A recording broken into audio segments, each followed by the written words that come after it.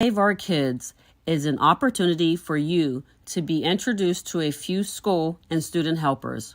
If there is a space or a place to improve the lives of our children, we know a few families and business owners who have made it their business to answer the call for help and provide a solution to those challenges that impact our children and eventually us all. We could not just choose one kiddo to save, so we are asking for your help to reach more.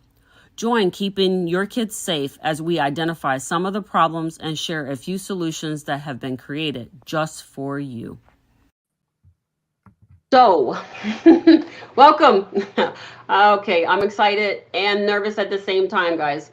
So I thank you very much for spending your time with us today, and being a part of the first show that we're choosing to put on for Save Our Kids. Okay. I want to make sure to thank the Village for working tirelessly to help our children, prepare the ones that you can with the tools that you have available. But here's the thing: we see you teachers, principals, and parents, and we know you need help. So we're here to do just that. So I'll just tell you the quote of the day: necessity is the mother of all invention, right?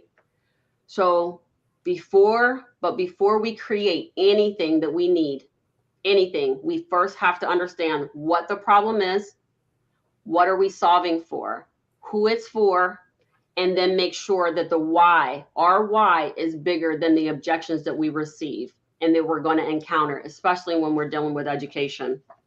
So let's get to it. Why did I choose Saving Our Kids? Okay, first of all, it feels very rough, right? To have that. You're like, oh my gosh, is that real? Is that what's really going to happen? But what's happening is that I wanted to help, and I wanted to share how other people are going to be able to help. Let's say, listen to the stats. So approximately 53 million children per year go to school, K through 12. Approximately 4 million teachers across 90,000 schools in the U.S. 35% of them are saying they want to quit. They want to leave. If we look and say approximately 18 million families that the schools are supporting, so we're outnumbered, and we're dealing with higher anxiety, low reading skills. 90% are sleep deprived. You got a year and a half behind as when it comes to when they return back from the pandemic, right? We're just outnumbered. We have outright fear. They're afraid to go to school. They're afraid to be in school. They don't know what's going to happen. All of those things, that's our responsibility, because for the adults in the room, it should be us. We should be the ones who are saying, hey, we need to do this. We need to change this. We need to be different. So if we look at this, it says approximately 40% of the students across the nation cannot read on basic level. And almost half the students living in urban areas cannot read at a basic level. And almost 70% of low-income fourth graders cannot read on basic level. That's a problem. That's up to us. So if we take a look at it, the ratio is hard to deal with. I only have 2 children, and they're young adults now, and it was hard for me to keep track of them. So I can't imagine what it's like to be a teacher, a principal, or a superintendent, because those guys, they have a lot going on. So this is not to point fault. This is not to say that you're not doing a good job or anything like that. What it's saying is that we are here to help you. You're not alone. We're outnumbered, as I continue to say. But this is 100% a child safety concern, because I believe that critical and independent thinking from both home and in the schools definitely impact a child's trajectory in their life. It impacts their child's safety. It allows them the ability to understand what they're supposed to do and what they're not supposed to do, how they're supposed to engage and how they're not supposed to engage. And that's the things that are important. So this is the reason why I asked you guys here today. So I'm going to go ahead and start. We're going to go ahead and start and tell everybody why we're here. So let's see. Let's go to Kevin. Let's go to Kevin first, right? Kevin, go ahead and share with us a little bit about you and what you do. So you want the whole kit and caboodle here? Whole kit and caboodle, my friend. Awesome. Well, my name is Kevin Strauss, and I am the founder of Uchi, which is an ed tech app that facilitates connection and learning in school. So what I do is, or what we do at Uchi is we help strengthen relationships, nurture emotional health, and improve behaviors. I began my career a long time ago as a biomedical engineer solving medical device problems. And in doing that, I earned more than 75 patents. So I got really good at solving problems. But about 22 years ago, I began my journey to become an emotional health and innovation consultant. So what I do now is I focus on what drives behaviors and how to improve them. That's my real focus. And that's what we do at Uchi by providing a tool. So the problem, it sounds very big and broad. The real problem is what drives behaviors and how to improve them. And that can encompass almost anything, because what I've learned in solving problems is until you drill down to the actual root problem, the behaviors are actually just the symptoms. So we need to address the root problem, and that's really my goal. And what I've learned over the decades is the more extreme the behavior, the deeper the emotional pain. So I define emotional health as a person's ability to give and receive love, connection, and belonging. That's probably a different definition than what most people have heard before, but it took a while for me to land on that. And there's a whole genesis of how that happened. But really what it boils down to is love and connection is what nurtures emotional health, and that is what's driving behaviors. People aren't crazy. There's no gene or hormone for evil, but there is for love, and it's oxytocin, and it feels so good when it's flowing through our body. When we don't feel love and connection, that's when we turn to behaviors to try and ease our pain. Those behaviors can be drugs, alcohol, depression, anxiety, suicide, eating disorders, self-harm, bullying, gun violence. The list goes on and on. But when we do feel loved, our behaviors improve dramatically, including our attendance, like at school and in the workplace, engagement, grades, test scores, graduation rates, resilience, grit, innovation, and so many more behaviors like empathy and compassion that we're trying to achieve. But those are the outcomes, the actions, those are the behaviors, and we need a foundation of this love and connection. I know it sounds a little woo-woo, but it's a basic human need. Right. I agree. I agree. I'm sorry? I agree. I'm sorry. I agree. I don't want I want you to feel like you're out there alone. Yeah, no, thank you. I'm with you too. Thanks, Phil.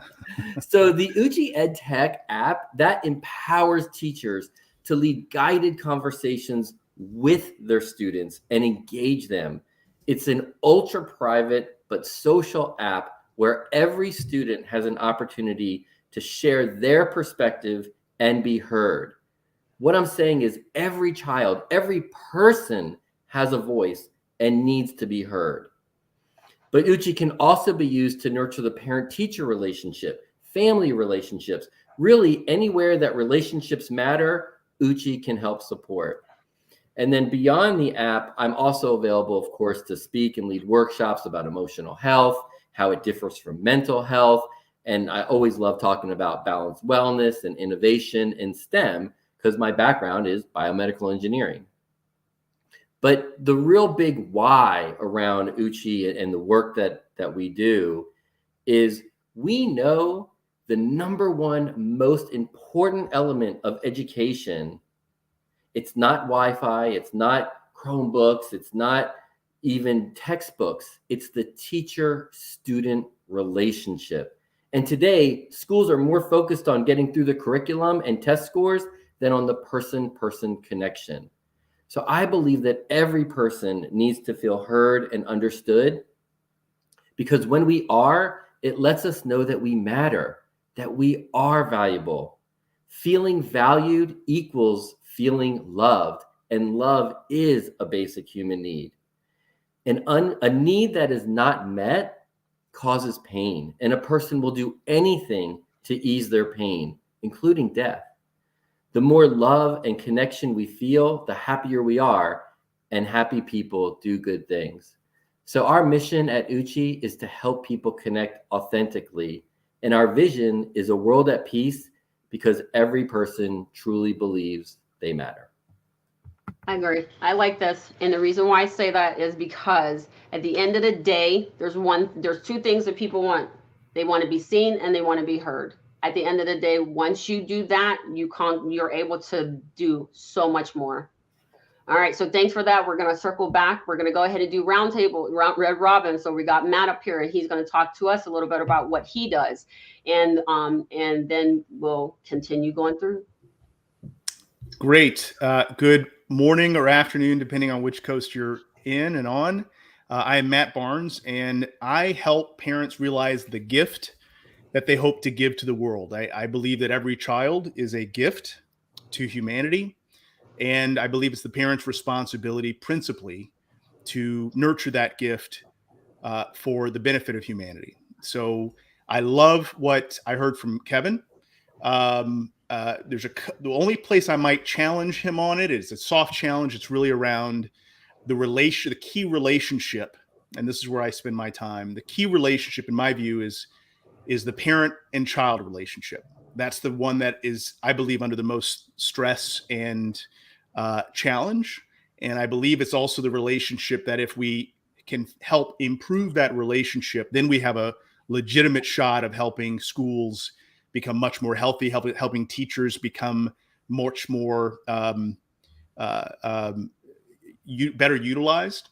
So what I do at mattcbarnes.com is I coach parents for free. For free? For free.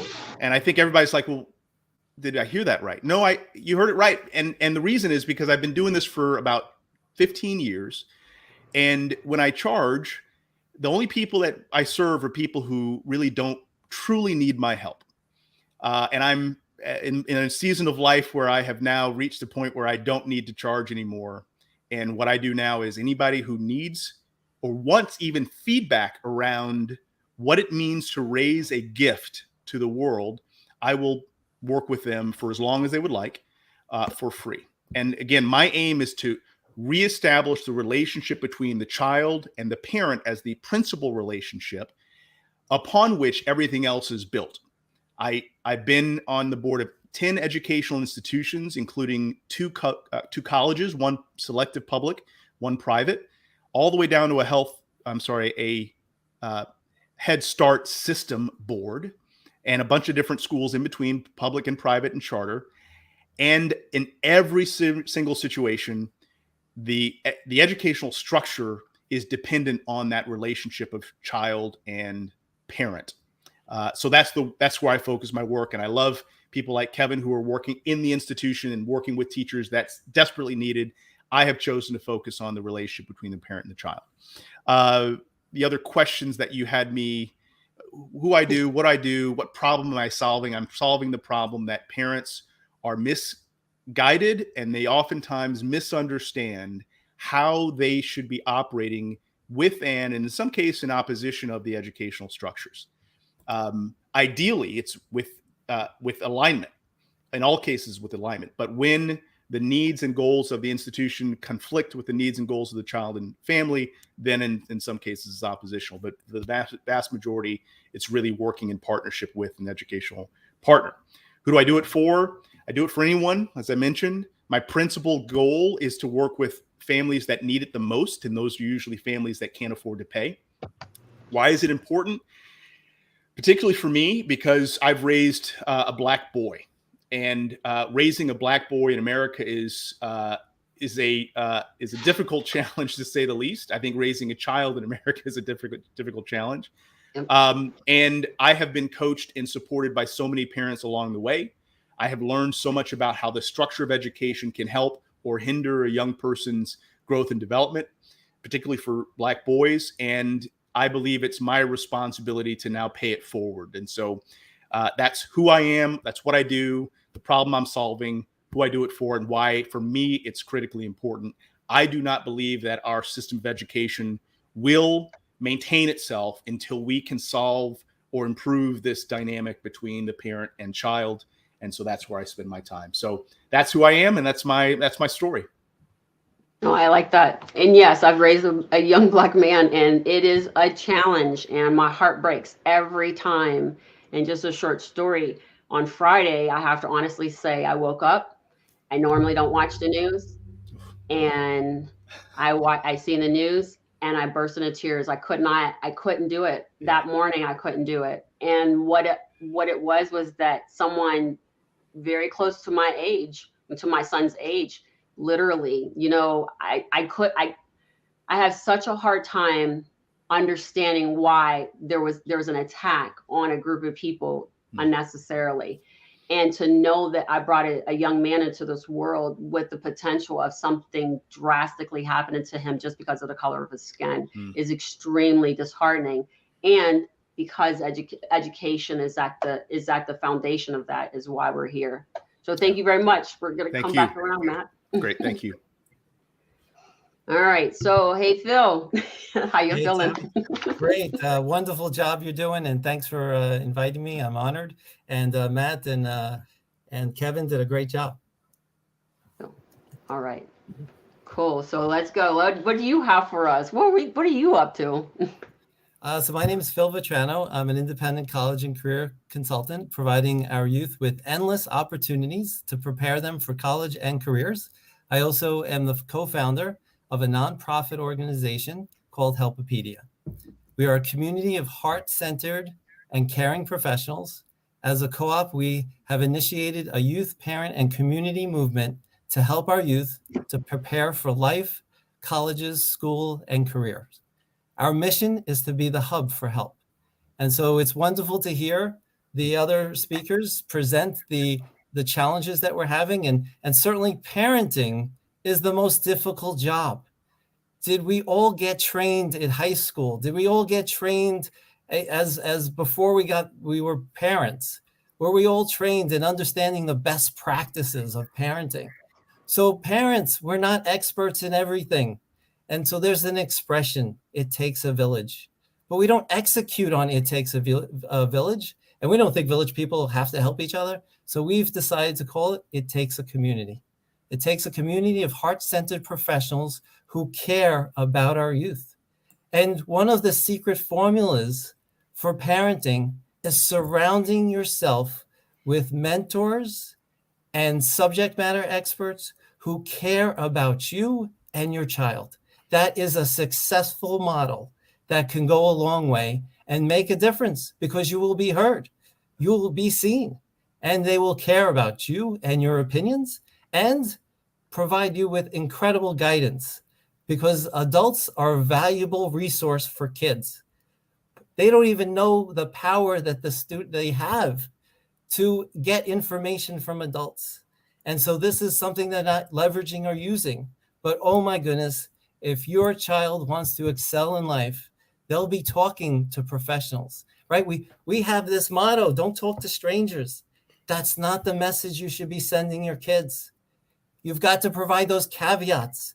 It's okay to meet everyone and anyone to identify who's going to care about you. Who are you going to be aligned with and interested in? And yes, at the age of 13, 14, you could be introduced by other adults who care about you and want you to succeed. So that's one of the elements that we do at Helpopedia. And what problems are we solving? So amongst the 32 members at Helpopedia and our 170 volunteers that we have, we continuously work with students, educators, colleges, and organizations every day, solving a host of challenges and problems. So one of the one focused significant issue that I'd like to share with you that we are aiming to solve is what we're facing in society today. In society today, what's happening is, and this is in line with what Matt says, is that it's really important. Society says, you figure it out yourself. It's too complicated to figure it out. So Mark Twain said there's two best days of your life: the day you're born and the day you figure out your purpose. Imagine if in the entire society the entire world understood that one goal that everyone has and understood that we should be there for each other to help us determine what is that gift and talent that we'd like to give back to society and encourage and share and yearn for. What is that passion that we have? Well, there are lots of different ways to explore these things. So, but our education system is not built and designed for that culture to support and help each other in this quest of purpose. In the school systems, we have 25, 30, 40 kids. It's impossible. It's not even their mission to help an individual student identify their purpose. One of the opportunities for parents is to consider this as, this is my job. My job is to help my son or daughter and or my children with the purpose. And so what am I going to do? I'm going to surround them with professionals to get the insights to determine what's going to be valuable and helpful for their careers. Now, a lot of students may not be ready for this because they fear future. They fear the future. They haven't done it before. But yet, we all put the onus on the student in 12th grade to make that most significant decision. And we haven't provided them the 25 skills that are necessary to make an informed decision, to understand their options, and to prepare them and set them up for success. And this is what's needed. This is what Helpopedia is all about. And this is one of our problems in our society. So I will share with you, 42% of students who go to college do not graduate in 6 years. So we have not set them up for success. The other factor, 80%, I read a survey, 80% of adults are unhappy either with the career that they have, the boss that they work for, or the organization they work for. It doesn't have to be this way. So we have a career exploration opportunity and internships for students, high school students, college students, and we have events every Saturday, and I'll put that in the chat, that you can learn more about how you can prepare your student or invite your loved one to this meeting. Zoom has gone viral. Zoom is an incredible education system that can be leveraged, and you don't have to worry about the adult in the room. And there's a safety provision. This is a blessing that now experts can provide intel to your loved ones and really support them in the initiatives and endeavors that they're interested in so they can learn more, instead of having this fictional idea of a career that they've never even spent time with at a professional to learn what they're actually signing up to. Thank you, Tabitha. Love that. Thank you, Phil. I love that for sure. That's why I was like, okay, so Phil, you got to come and do this, because first of all, you come with a body of people that are helping behind you. And that's one of the things that I don't think that we actually know, that there are a lot of people that are working towards the same goal, but we're in these different spaces. So then we're in these silos, and then nobody knows. They're like, oh, well, we don't know. I didn't know that existed. Well, now you're not going to have the chance to do that. So that's how we're going to do this. So I do appreciate you being here. Yeah, and just real quick, Tabitha, I mean, so often, you know, what I'm finding in the education industry and just in so many industries in general, if there's anything going on outside the industry, then they don't know about it, and they won't even consider it. They won't even contemplate it. They won't entertain it, you know, but there's so many people doing so many wonderful things outside of a specific industry, and we're here to help. And we do this work because this is our purpose, you know, that, you know, Phil was talking about a second ago. Our purpose, my purpose is with Uchi, you know. Of course, the little caveat about purpose, I'll just say real quick, is you can have more than one purpose in life. Sure. Right? You can have big purposes and little purposes. You can have long-term and short-term. So it doesn't have to be just the one thing and you got to figure it out by the time you're 18 years old. You can have many purposes. Agreed. Thank you for that, for sure. Because I think a lot of people are just like, oh, it's just this one thing. No, because we got so many days in the year and so many lifetimes and so many days and years to live. So no, we only don't just have one. So I appreciate that. Okay, so I'm gonna round up I'm gonna round it off. Okay, so keeping your kids safe. Okay, so a lot of people who have met me have not heard my story. Here's the gist of it. At the end of the day, my niece was placed on the wrong school bus twice in the same school year as a 5-year-old. My problem with the entire scenario was not necessarily that it was not necessarily that that happened, because it happens. Man, I lost my little one in a Walmart. I'm okay with that. Not necessarily okay with it. He's a little wanderer, so he was like, "Oh, I'm gonna try your patience today, lady," and that's what happens. But the problem I had was there was no accountability, and then they made it her fault, right? She didn't speak up, but she did, and things like that. So what I decided to do was be part of the solution and not part of the problem. Part of the problem, as I seen it, was that if I didn't say anything and just called and complained every day, then how am I any different or better than what's happening? So I decided to use what I understood in my career and put my money where just talking, right? And saying created a platform that allows each child to effectively communicate their way home. Parents get a text message during the process. How many times do you send your kids to school and you're worried that they didn't catch the school bus, or they didn't walk home the way they were supposed to walk home, or they got in grandma's car and not their dad's car? Why do we have to wait until, now we're looking for this kid? I didn't want to deal with that. Go ahead, Matt. No, I was just saying that's interesting. I didn't know that. That's a great service. Yeah. So at the end of the day, when we're looking at it, I heard my mom, like when, I got strong Black mom, right?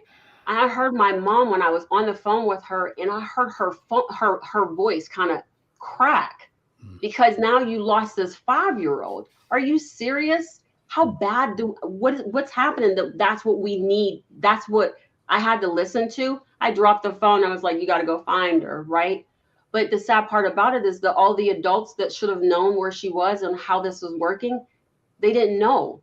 And somebody picked her up, somebody held on to her, and never bothered to call home. So that is the reason why I do what I do. So if we're looking at it, who am I? I've spent about 20 years in engineering, cradle to grave, right? I've stood up products and I've laid them to rest. I've done everything, the stuff in between, coding, testing, whatever we had to do, right? In order to make that work. But I decided to utilize my skill set, found my passion, Phil.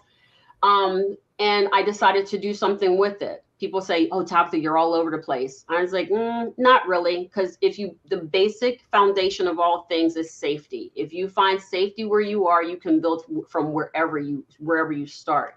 But if you don't feel safe in school, safe at home, safe to speak up, safe to do anything, a whole myriad of things start to happen. You just learn what I do. The problem I'm solving is communication. It's just that simple. Communication.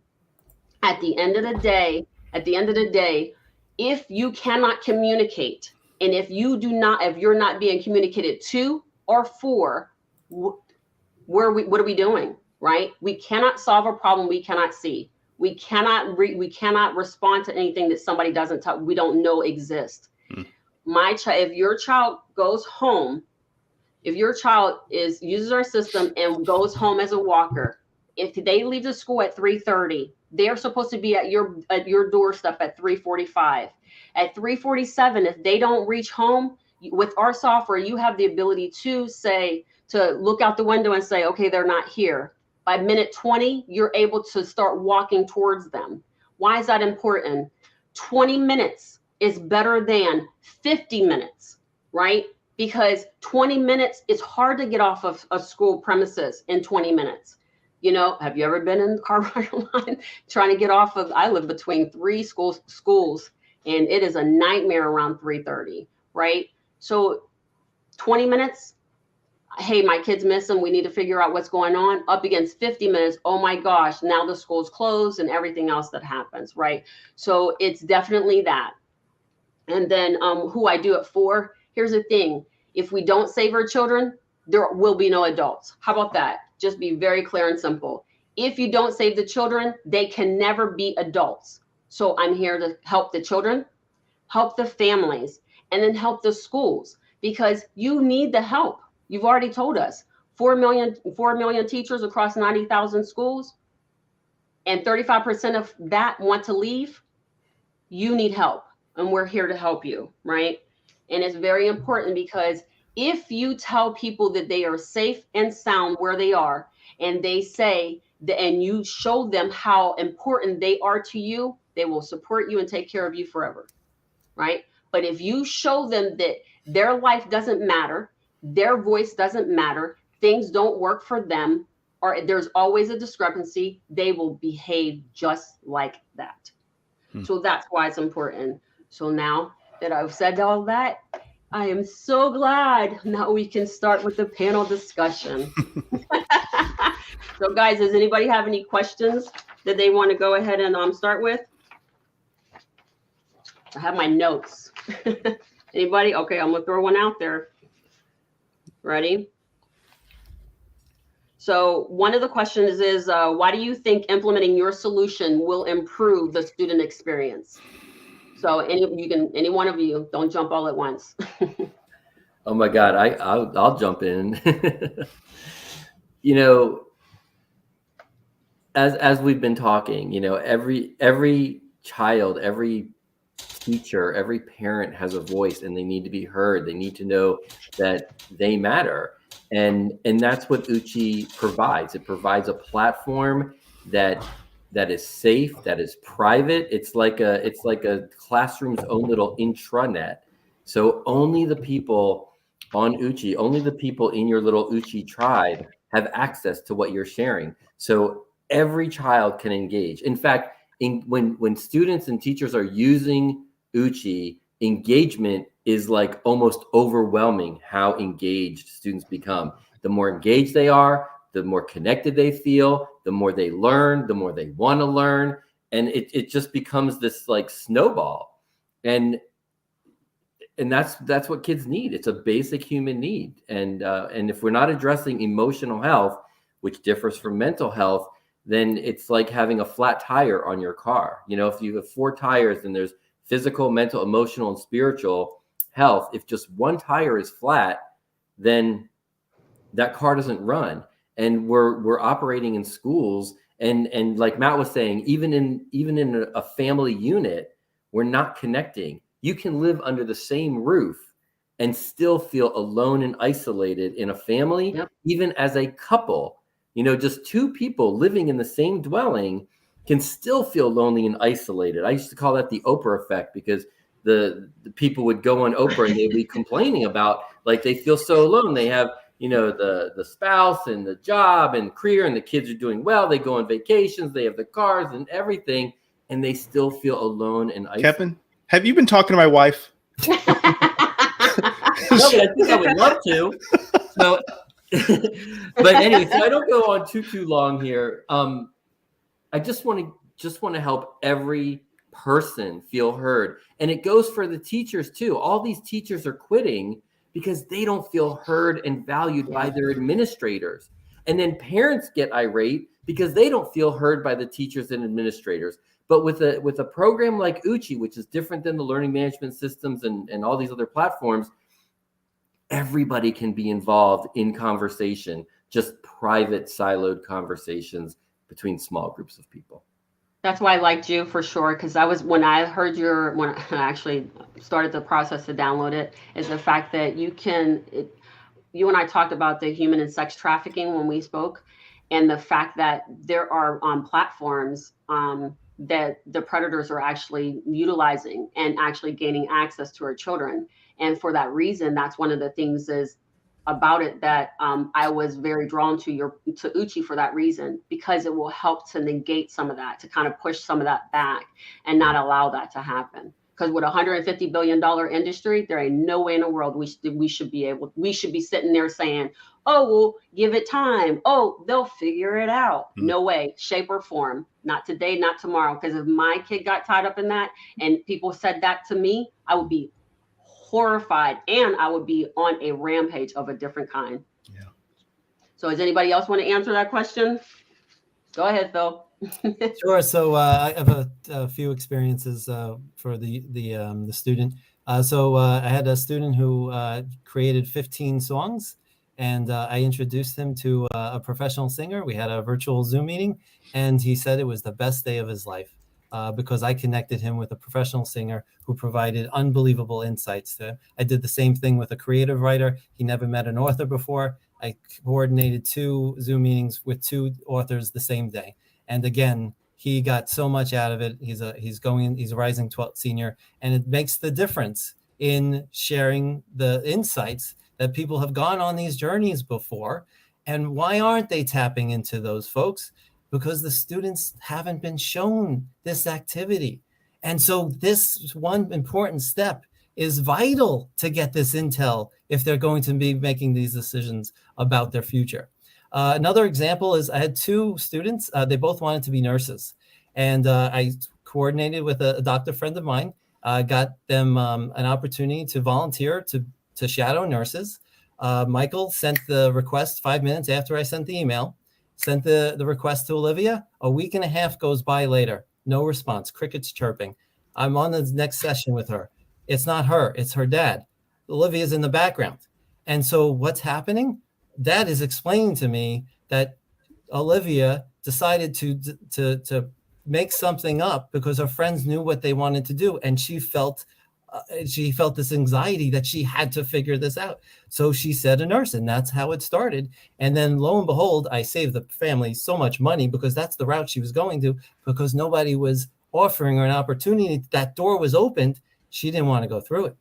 And so another valuable experience for a student who had an idea, and that's just one, sharing that experience. Yeah, I agree with that. Yeah, I love that, Phil. Love that. Can I jump in, Tabitha? Yes, So I'm going to kind of pick up a little on what Phil described. So when I think about, I've got a couple stories here I may start with. There are parents who operate as spectators. They watch and wait, right? Those parents frustrate the heck. Is this a family show? Can I the children are in the other room. They frustrate the hell out of the teachers in the schools because they essentially expect the school to solve all problems related to education, right? That's one parent, the spectators. The second is you've got what I call assistant coaches. And these are parents who will support the school, but not necessarily the child's growth and development, right? That's better than the spectator, but it's not aligned with the student's outcome. Then you've got a 4th level, which I call hyper controlling. And these are the tiger parents. These are the parents that really dominate the child. They dominate the school. I get my way regardless of what the child wants, regardless of what might be in the best interest of the child or what the school is. I'm not going to negotiate. I'm going to dominate, right? That's the hyper controlling group. And then the 4th and final group, which is to me the group that I coach parents into, are what I call head coaches. Their goal, their very exclusive goal, is to make themselves obsolete. A head coach can stand on the sidelines and just watch the game because those players have been so well prepared. That is what a parent needs to be in the 21st century. A coach, like Coach Phil, a coach that helps that young person learn how to manage and lead themselves. The world is moving way too fast. Young people can't wait for decisions and for guidance on what they should learn. They've got to learn how to lead that themselves. And so if the parent is misaligned around these issues, then they're going to frustrate teachers. They're going to dominate their children, make their children into people who really can't function without some adult leading them. Or they're going to just, sit on the sidelines and watch the train wreck happen in slow motion. So the role that I play is to help parents become head coaches and letting their children lead themselves, teaching their children, helping their children connect with people like Phil and Kevin to lead their own futures. That's to me where the space I occupy, and I can tell you a couple stories about how that works in practice. Let me just give you one briefly. I actually had a meeting on Sunday. What was it? Today's Tuesday? Yes, 2 days ago, with a group of parents. And the conversation was around microschooling.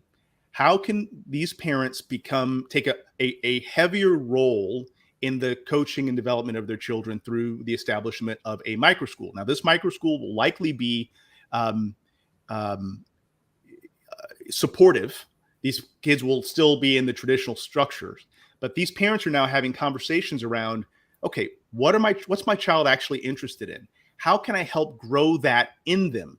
Who are the people in my network or online that I can connect them to, just like Phil was talking about, that I can connect them to so they can begin learning without me. And again, now I've got another person. So I'm gonna have Phil as one of the people that I'm gonna encourage people to reach out to. That is a coaching responsibility that again was working with a group of parents on Sunday about. That to me is what I think is a missing link within education. I'll just stop there. Exactly. Okay. So I'm so glad you said it, because that's what that has been my problem or my challenge this whole entire time, is the fact that, I mean, I was not a tiger mom. I was just very active with my kids, and not in their faces, but okay. So my son is autistic. He's on the spectrum.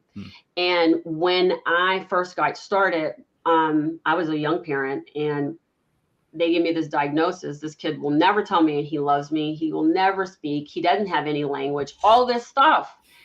And the school did me a great service, because they helped me. My kid was in school at the age of 3, just trying to help to recoup what we had lost.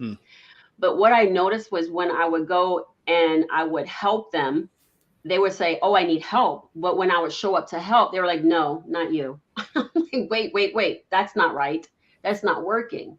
So when I was doing that 20 years ago, and now I'm fast forwarding now, and we're in worse situations, what do we do as parents? How do we get there? How do we make that possible for any of that to happen? You know, my thing is that I had to become a true advocate for my kid, because otherwise he was not going to make it. He was part of the disposable crew. He was like, oh, well, that's okay. If he doesn't make it, that's one less we got to worry about. I'm sorry. That's not right. That doesn't work.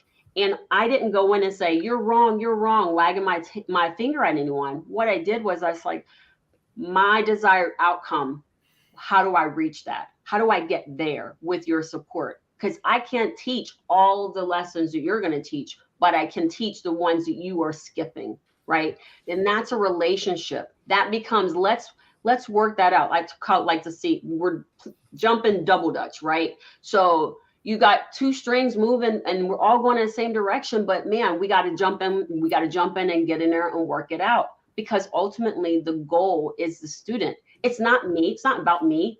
My life will lead. I've hit my 18. I've gotten to 18. I even gotten to 21. But the thing about it is that I want them to be successful in their lives.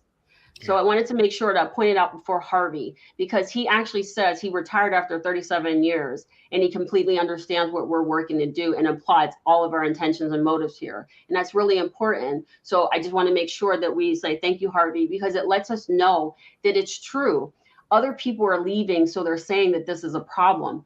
There is a problem, and there's many problems. And again, if we go back to the stats, 53 million children go to school every year now. Okay, so when I started this, it was 55. I have no clue where 2 million of those students went, but that might be a part of a conversation. But there's 18 million families that are impacted. And then there's only 4 million teachers. Okay, so they're grossly outnumbered. And so we have to want to be able to pitch in and get there and work it out and figure out what we need to do to support that school. You know, Diana says this is what Harvey is talking about. A lot of parents don't know where the right and the wrong approach is for the school personnel. So it's our responsibility to lean on the village, lean on a community in order to be able to do that and say, okay, great. How do I get what I need from them? Absolutely.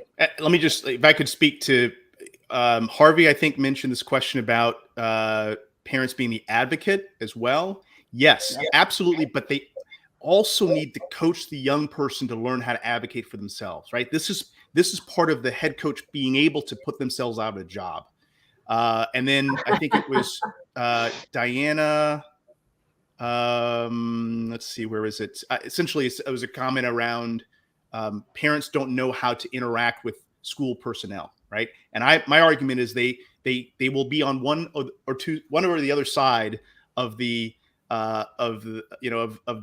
sword here, right? On one side, they'll just sit back and let the school handle everything, right? On the other side, they will be so controlling that they will smother the child and any positive intent that the school has. There is a middle ground there, and that middle ground is hard for the school to coach the parent to find that middle job, because the school has a self-interest in some of this.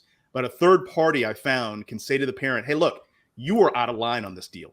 You cannot talk to your partner at the school like that. If you do, you are destroying your number one partner. So if that's what you're after, then please continue. Those are conversations I can have, and I can have it in some parts because I don't charge, right? I don't care if they say you're fired. Great.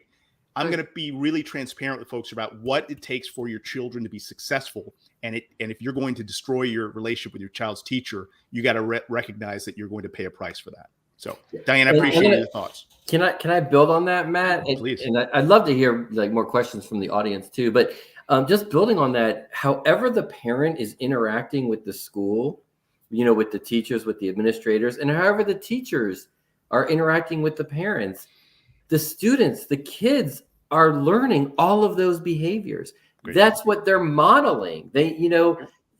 How often is it that I've been in enough trainings as an adult as well, and I've gone through enough school that a lesson is delivered to you, or you read a chapter or a section in a book, and boom, you get it. You're done.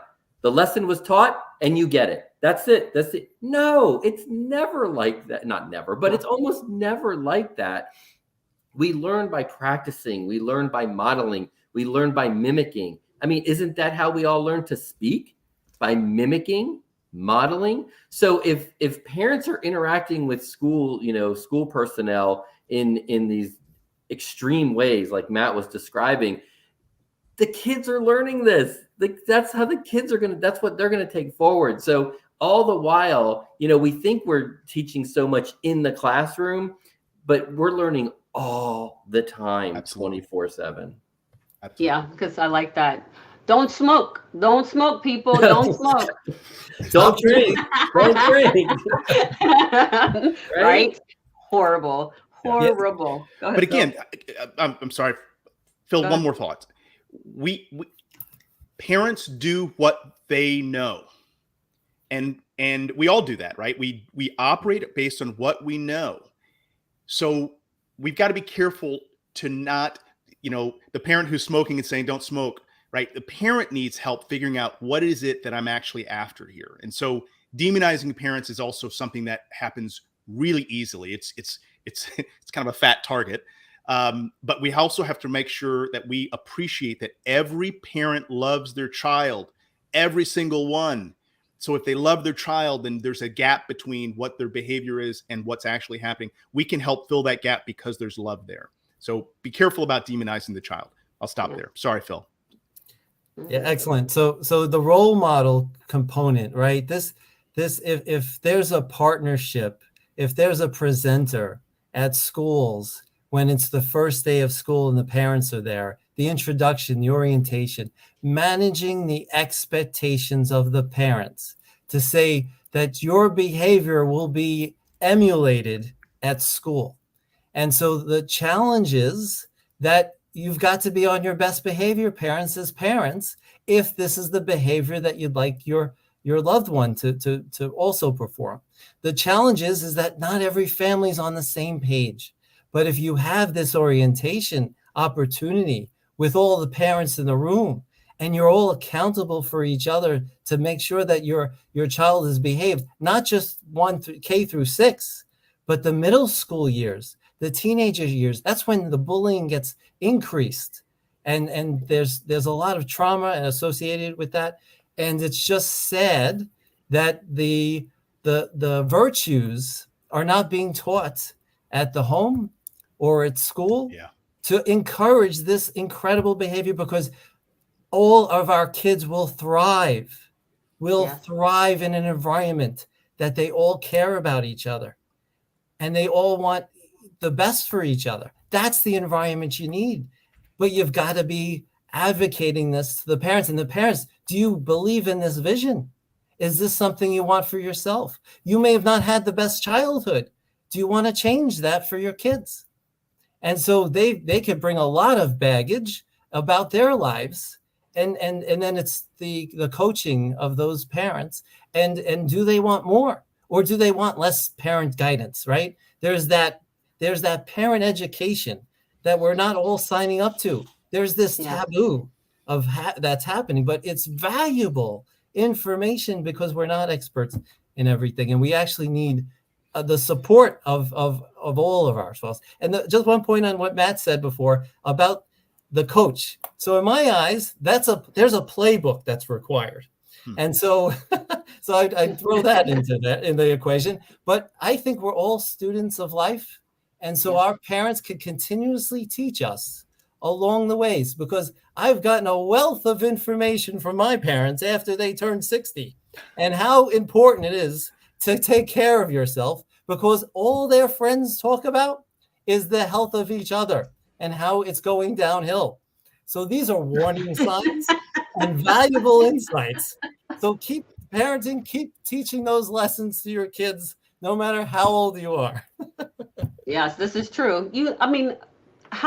I still talk to my mom and, ask her questions. I'm always stuck somewhere. She's done it before. So, or if she hasn't, she has some type of insight into what I should do. So absolutely. Just because the children turn 18 doesn't mean that they no longer need us. But I will say one thing. I remember having a situation with mine, and I remember somebody being across the table from me and saying, "I'm going to do what I want to do with your kid." Oh. And I said, "Oh Lord, you must not want your job and know me as a person." But here's what I will tell you. You have my kid for 3 years and I have him for 18.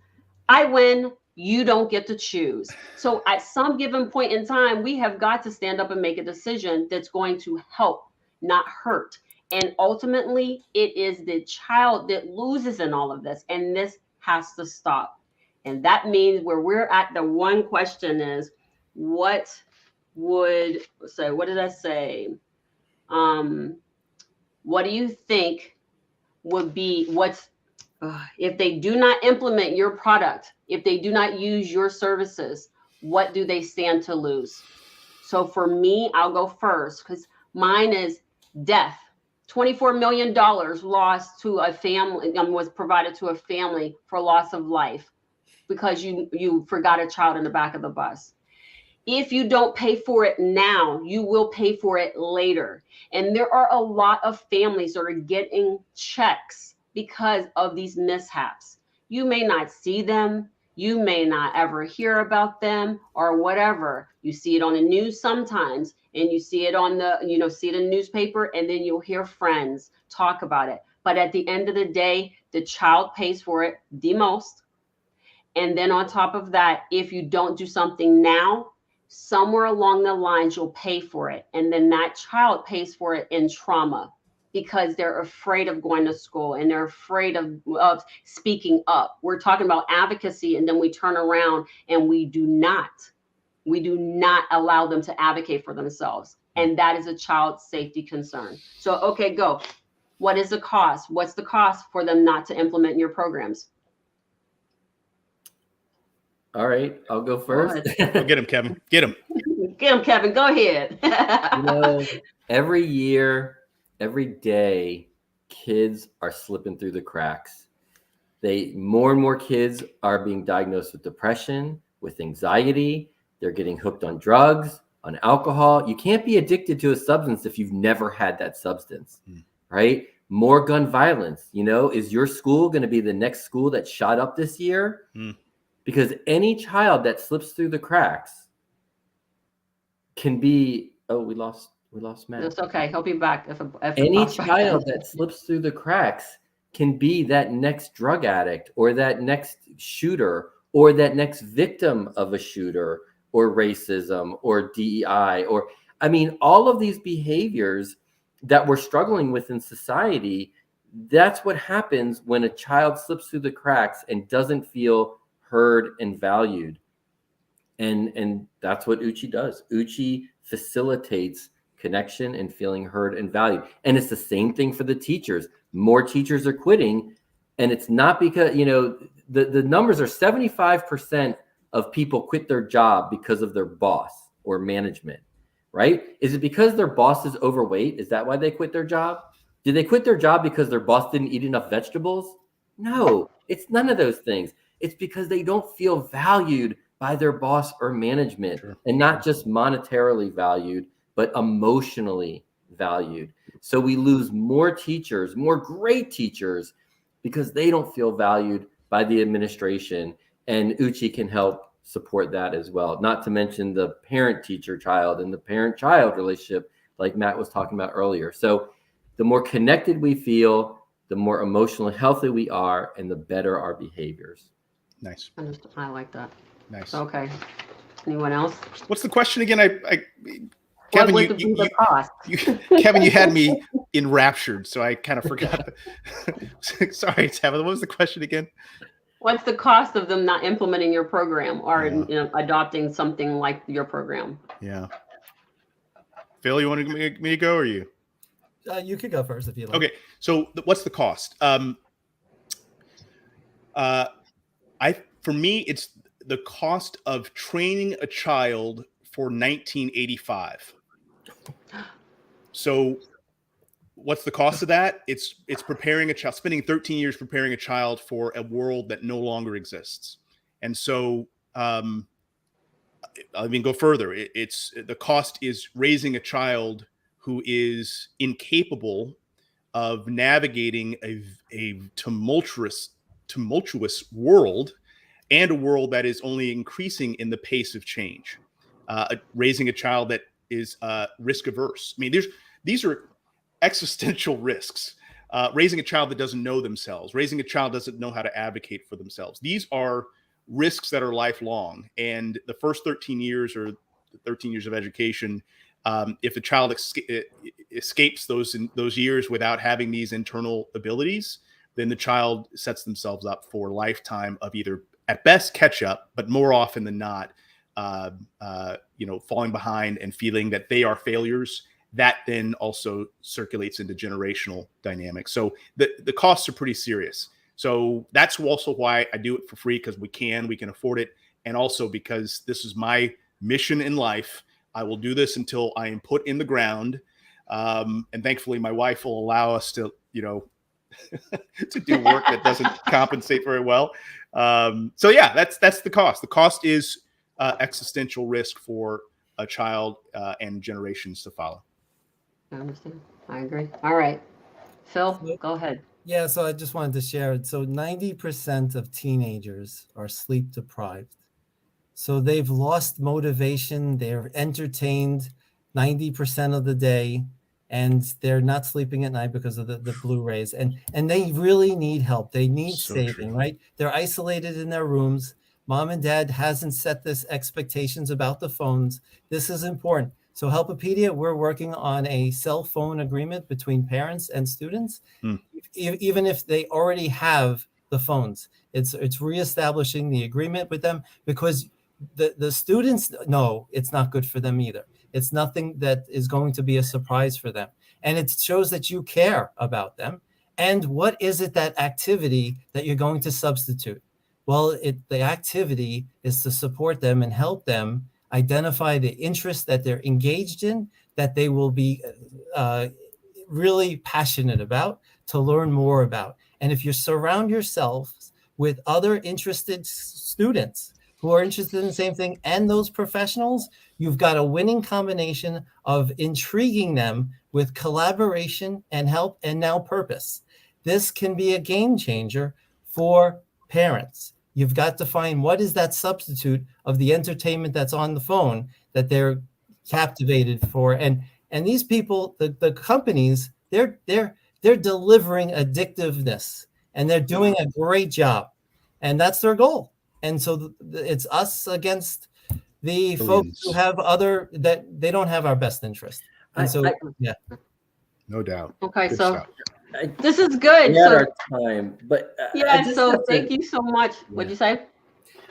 I just, and there was a comment in the chat about, cell phone addiction and so on.